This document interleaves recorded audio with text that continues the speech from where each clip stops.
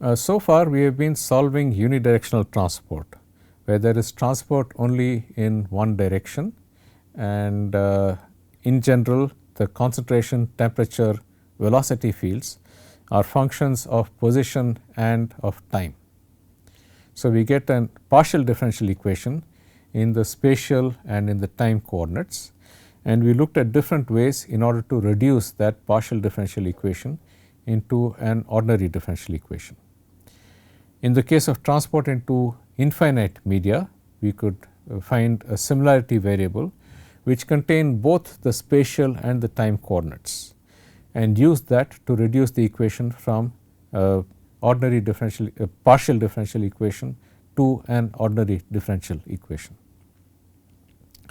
In finite domains, we had used the separation of variables procedure, where we had reduced the partial differential equation into two ordinary differential equations, one in the spatial and the other in the time coordinates for the transient part, that is the part that is the total temperature minus the steady part of the temperature.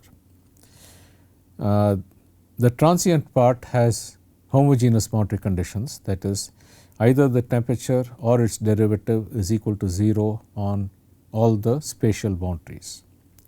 Therefore, the solutions are in the form of a set of basis functions, orthogonal basis functions with discrete eigenvalues, and the initial condition was used to determine the coefficients of those basis functions in the series expansion. We had also looked at a case of flow in an oscillatory pipe.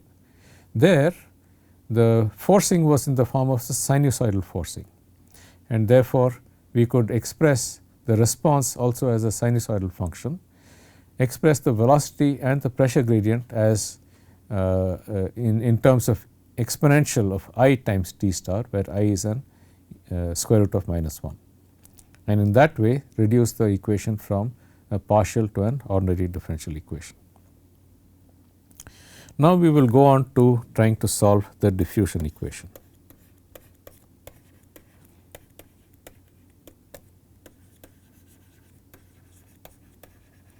In 3 dimensions in general, okay, in 3 dimensions in general. Okay. You know that the conservation equation is of the form partial c by partial t plus v dot grad c is equal to d del square c. Okay. If I scale the velocity by a characteristic velocity, okay, and scale the length scale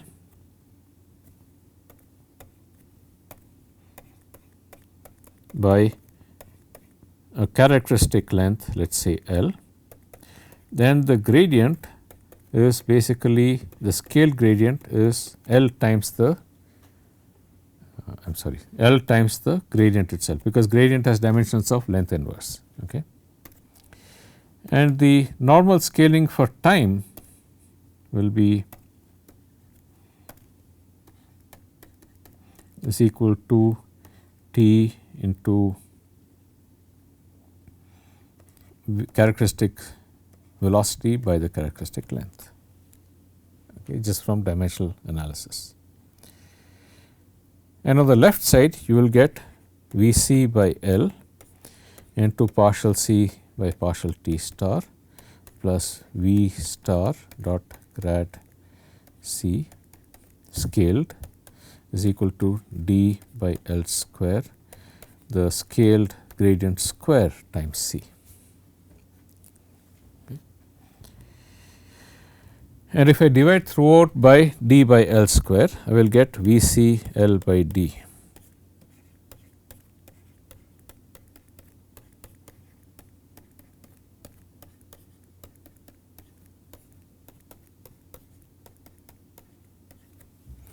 Okay, so that is the concentration equation, and this term here on the left is the Peclet number, ratio of convection and diffusion. Okay, it is the Peclet number, the ratio of convection and diffusion. In the limit where the Peclet number is small, we get the diffusion equation. Okay, we get the diffusion equation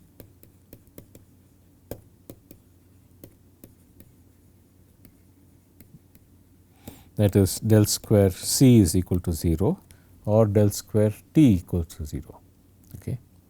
So, in the diffusion equation there is no time dependence, that is the concentration or the temperature field at a particular instant in time depends only upon the value of the concentration and temperature at the boundaries at that particular value of time, because you are solving a spatial equation with known boundary conditions to get the temperature or concentration field everywhere in the domain. Therefore, the concentration or temperature at a particular value of time depends only upon the value at the boundaries at that same instant of time. Okay. So, the procedure for solving the diffusion equation is basically the separation of variables procedure. This is applied not just in one dimension, but also in multiple dimensions. Okay. The simplest problem you can consider is for the diffusion in a block. Okay. X, y. Let us just take 2 dimensions for now. The same procedure can be used in 3 dimensions as well later. Okay. So, distance L in the x direction, distance h in the y direction. Okay. And I will say that the temperature T is equal to T naught on both of these. Okay. And at the bottom T is equal to some temperature T A and T is equal to T B on top. And I have to solve del square T is equal to 0. Okay. Now, when you want to solve this, if you recall, when we solved for the time dependent problem, the spatial boundary conditions were homogeneous. There was forcing only in the time domain at initial time for the transient part of the solution.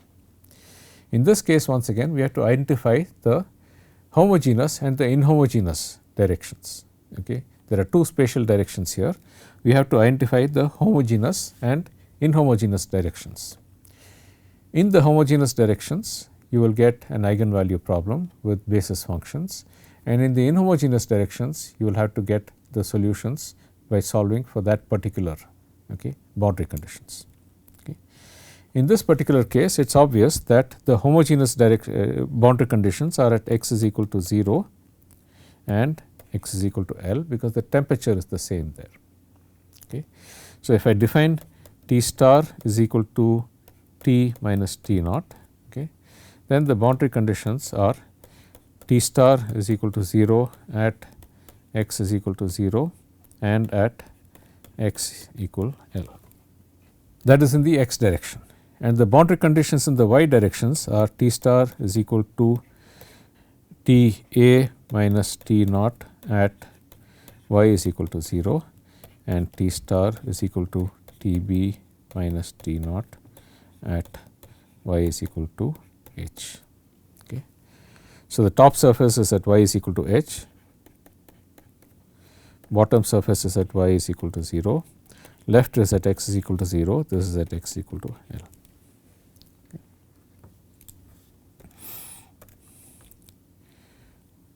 And the governing equation del square T equal to 0 becomes partial square T star by partial x square plus partial square T by partial y square, this is equal to 0. Procedure for solving this: separation of variables. T is equal to x of x times y of y. You could scale the coordinates in this case, but you could also solve it in this particular problem without having to scale the coordinates. Okay. So, I substitute this into the equation, divide throughout by x times y, and I get 1 by x d square x by dx square plus 1 by y d square y by dy square. This is equal to 0. The first term on the left is only a function of x. The second term on the left is only a function of y. That means that both have to be a constant. If they were not a constant, then I could keep x the same and change y. The second term on the right on the left will change. First term will remain the same. Therefore, the equality will no longer be valid.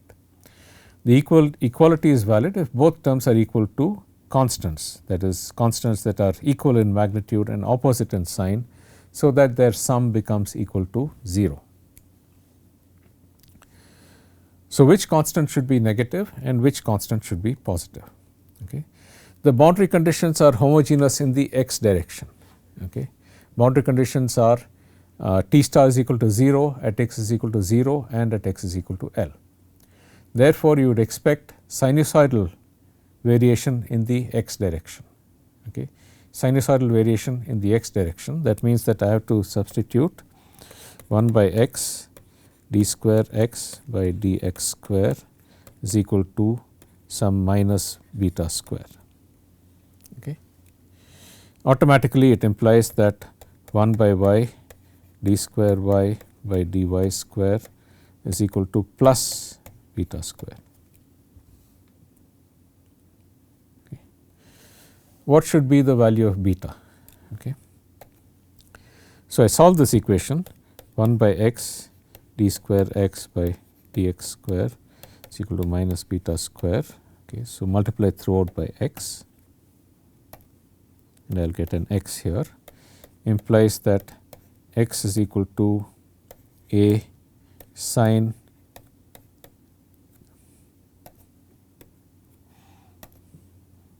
beta x plus b cos beta x. Okay. Boundary conditions. Okay. X is equal to 0 at x is equal to 0. Okay. That is this condition here, t star is 0 at x is equal to 0. Okay. This implies that b equals 0. Okay. This implies that b is equal to 0. The other condition, x is equal to 0 at x is equal to L. Okay.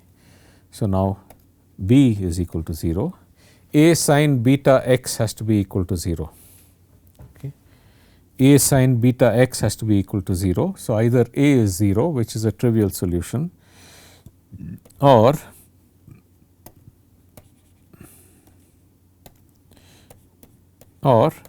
beta is equal to I pi by L. Okay. If beta is I pi by L, then x is a sine I pi x by L. At x is equal to L, sine function is always 0. Okay. So, therefore, I have a series of values of beta for which this is equal to 0. I will call it as beta I. So, therefore, x is equal to a sine I pi x by L.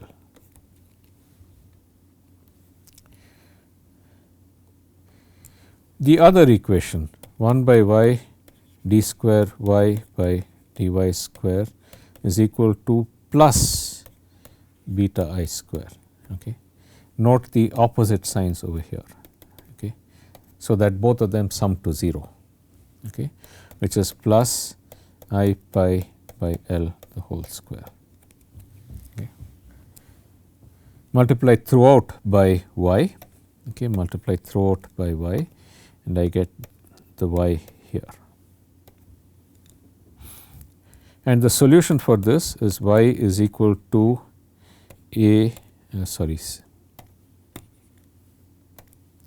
c e power I pi y by L plus d e power minus I pi y by L. Note that there is L in both of these cases. Okay. Note that there is L in both of these cases. There is not h, the height in the y direction does not come in here. It is only L. That is because this beta I has to be the same between the x and y directions, so that the sum is 0. Okay. Therefore, I can write this t star as x times y, okay, as sine I pi x by L into c e power I pi y by L plus d e power minus I pi y by L. Okay, this constant a can be absorbed into these constants here, okay, these constants. This value of T star satisfies the boundary conditions in the x direction. This value of T star satisfies the boundary conditions in the x direction. It also satisfies the equations, okay, for any value of I. Okay, for any value of I, this satisfies the equations and it satisfies the boundary conditions in the x direction. Therefore, the most general solution is a summation of this from I is equal to 1 to infinity of C I times this plus d I times that. Okay. How do I determine the constants C I and d I? Okay. How do I determine the constants C I and d I? Note that we have satisfied already the boundary conditions in the x direction. Therefore, we only need to now satisfy the boundary conditions in the y direction. Okay. At y is equal to 0, T star is equal to T A minus T naught. Okay.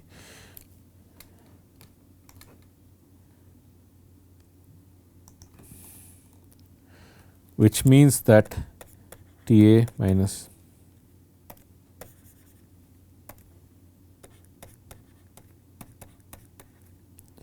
is equal to summation of, okay, I is equal to 1 to infinity of sin I pi x by L into C I plus d I. Okay.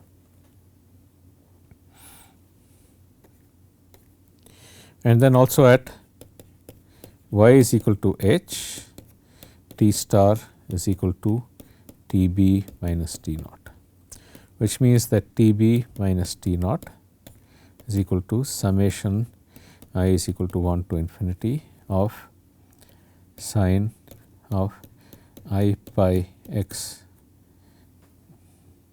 my apologies, there is a mistake here, it should be within the brackets, sin of I pi x by L.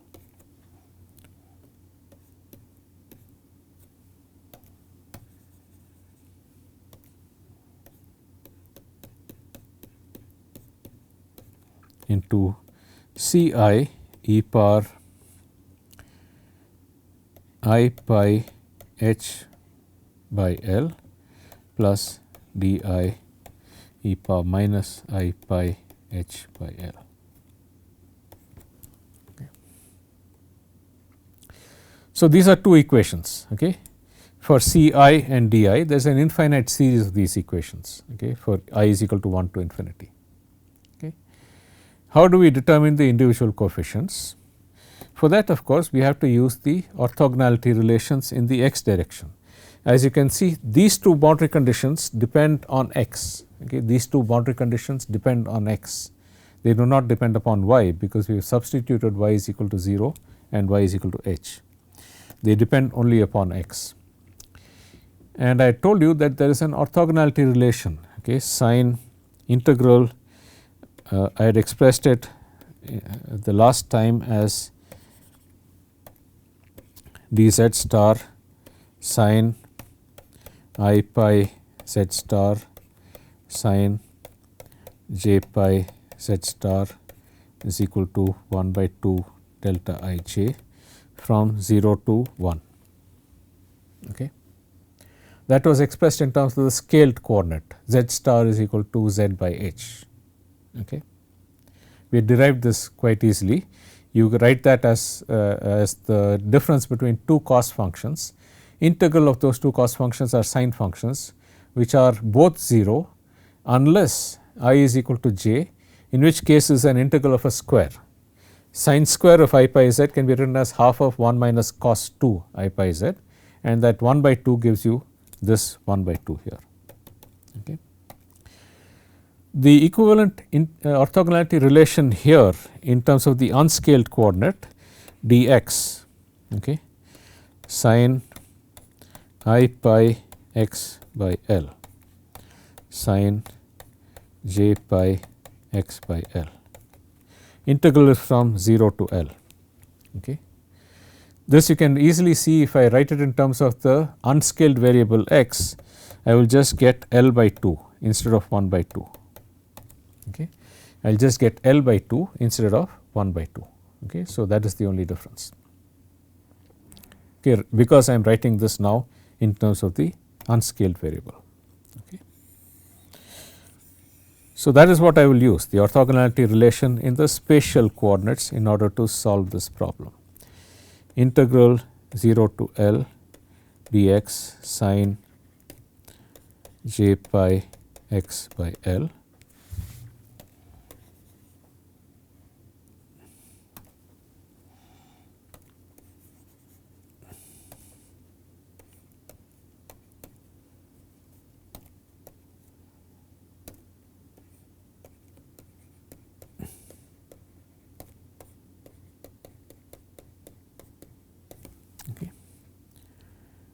and integral 0 to L dx sine j pi x by L. Okay. Same thing in the other equation, integral 0 to L dx sine j pi x by L, integral 0 to L dx sine j pi x by L. On the right side, I will have the orthogonality relation L by 2 delta I j into C I plus d I summation. Okay. And here I have a summation I is equal to 1 to infinity L by 2 delta I j into C I e power I pi h by L plus d I e power minus I pi h by L. Okay. And on the left side you can do this integral. Okay. Integral dx sine j pi x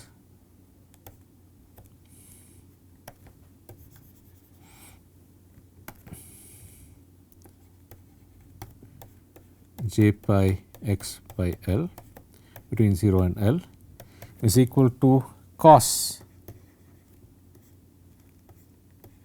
j pi x by L divided by j pi by L, okay, between 0 and L.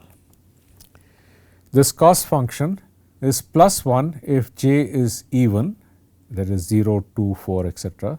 It is minus 1 if j is odd. Okay. It is minus 1 if j is odd, and it is plus 1 if j is even.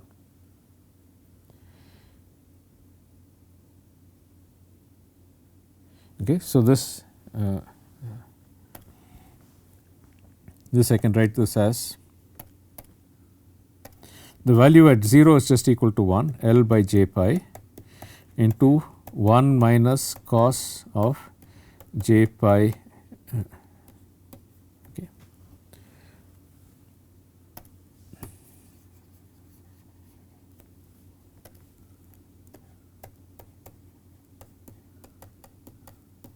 Okay. So, cos j pi is plus 1 if j is even, and it is minus 1 if j is odd. Okay.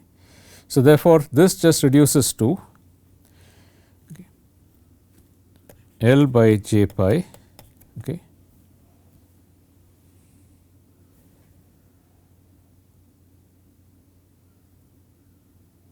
into 1 minus 1 power j,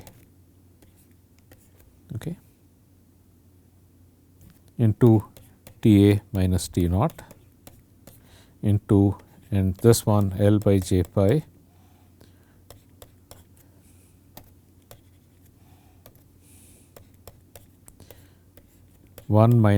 minus 1 power j into, I should write it below here.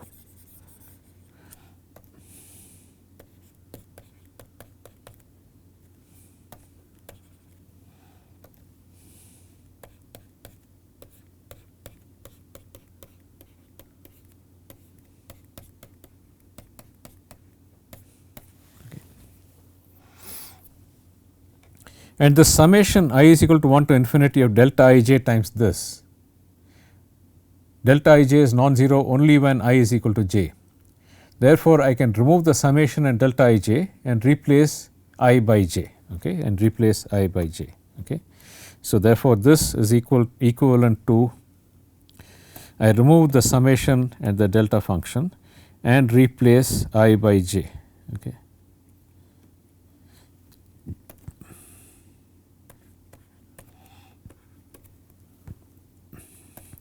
Remove the summation and the delta function and replace I by j.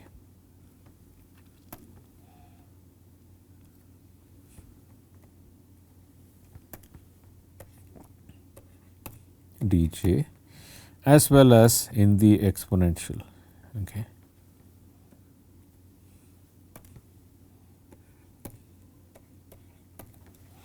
Okay.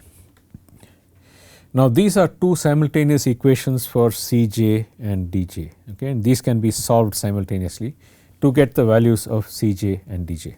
Okay. I will not go into the details of the solution, okay, you can get it quite easily and it is also given in the book. Okay. But once you have this, then you have that equation for the temperature field, okay, is equal to sigma, okay, I is equal to 1 to infinity of sine of I pi x by L into C I e power I pi y by L plus d I e power minus I pi y by L, okay, where C I and d I are solutions of these two simultaneous equations. So, that is the separation of variables procedure for the diffusion equation.